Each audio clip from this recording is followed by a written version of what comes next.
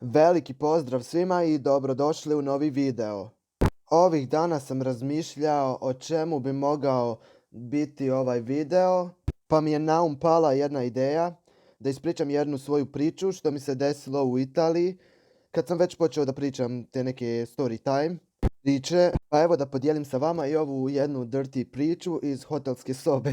A to se zapravo desilo prošle godine u Italiji. Prije korone, još dok se još moglo hodati, dok se moglo putovati. Tu sam bio poslovno, iz nekih poslovnih razloga. Dijelio sam sobu sa jednim još momkom.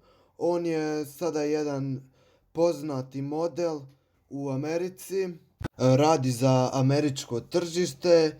Neću imenovati ko je on u ovom videu, ali siguran sam da će on da pogleda ovaj video i ovim ga putem pozdravljam. Kada smo tamo stigli, bili smo oduševljeni mjestom, ali ne samo mjestom, već i svim tim zgodnim djevojkama koje su tu radile, baš su nadprirodno zgodne Italijanke. I cijel dan smo obilazili grad da bi navečer otišli u hotel. Smještaj je bio odličan.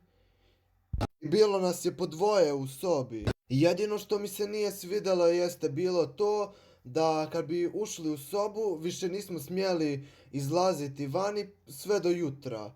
I to me je užasno iritiralo. Kako bi svi zajedno mogli da idemo na doručak. Naravno, imali smo neke pogodnosti, mogli smo da koristimo neko određeno vrijeme bazen, mogli smo da pijemo nekih koktele i tako to. Ali pravilo je bilo kad uđemo u sobu da više ne možemo izaći. Ali na stranu to, ima nekih i jako dobrih trenutaka koja su se desili. Jednog jutra koordinator oko nekih 7, pola 8 kuca na vrata, toga se dobro sjećam, da siđemo svi na doručak dole. I taman kad smo zaključavali vrata, preko puta nas su bile neke 3 Italijanke koje su taman otključavale svoja vrata. Bile su sve 3 nekako niske, negdje oko 1,60 m, tako nekako. Ali su bile baš jedna je bila plavuša, a ove dvije su bile crnke. Ono što je bilo uočljivo da su imale baš ogromne sise na onako malo tijelo. Pozdravile su nas smješkom i ušle u sobu.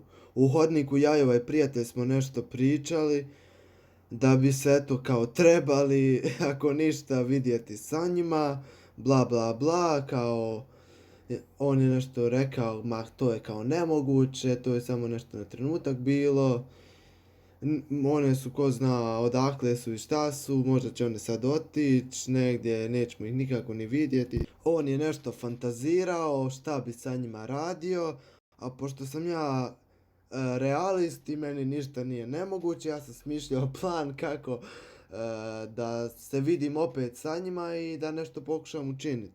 Poslije kad se doručak završio, krenuli smo ka svojim sobama. Ja sam ugledao u hodniku opet ovu jednu Italijanku i tako u prolazu ona mene pita odakle sam ja, koliko godina imam, koliko ostajem ovdje, zašto sam ovdje i tako ja sa njom pričam da sam ja ovdje poslovno, da se ja bavim modelingom, što je tu valjda nju nešto uzbudilo kad je to čula. I dok smo pričali cijelo vrijeme sam ju ja gledao u sise, što je definitivno ona i primijetila. Tako sam želio da zgrabim je za sisu, ali sam jedva nekako se suzdržao. Sutradan sam je opet sreo i pitao je do kad je ovdje ona. Tako ona meni reče nekako još 2 dana da je ovdje. Ali sam skužio da mi se nabacivala, imala je pogled nekako napaljena, kao da je. Rekao sam sebi, moram nešto napraviti, proće brzo ta 2 dana. Meni ova agentica rekla da sam ja ostatak dana iza 3 sata slobodan. Meni nije bilo žao što ja taj dan neću imat više posla, bilo mi je i preko glave posla, već sam sad samo kužio kako da odem do te djevojke, da se mi vidimo, iskoristim tu situaciju. I opet se ja vraćam iz hola i opet naletim na nju. Pa tako, pošto su Italijanke veoma direktne, Rekla mi je nešto tipa ovako, would you like to have fun with me? I uhvatila me za ruku i odvela me u svoju sobu. I ja sam sjeo na krevet i ona je sjela na mene i počela me da ljubi. Znači bio sam sav crvenog karmina po vratu. Ja sam počeo da je mazim po tijelu, pa po nogama. To je se tako jako svidjelo, ono, ili je možda glumila da ju se ja sviđam ili je jednostavno bila previše napaljena. Dok snimam ovaj video imam ideju, sad mi je pala na pamet da snimim jedan događaj iz kina, ali ovo bi bilo previše. Ja se posle toga svega oblačim, jer ako me vide ovi koordinatori, ovo sve da me nema u sobi, može da nastane problem. No, ona me je zamolila da ostanem malo još tu u sobi sa njom,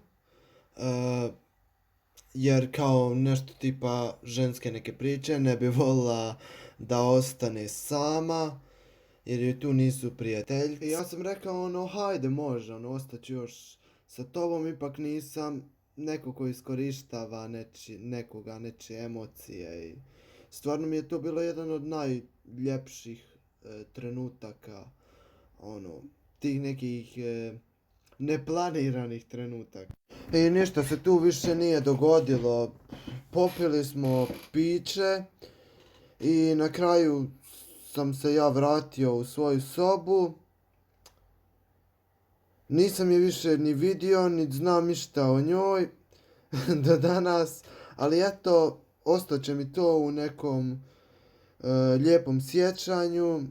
Da se na poslovima ne svodi sve na zaradu novca, ima i ovakvih nekih situacija koji su bolji od toga. I eto, to je bio neki moj story time, neka moja priča. Ako vam se svidjela ova moja priča, ostavite like, subscribe na moj kanal, zapratite me na Instagramu i vidimo se do nekog narednog videa.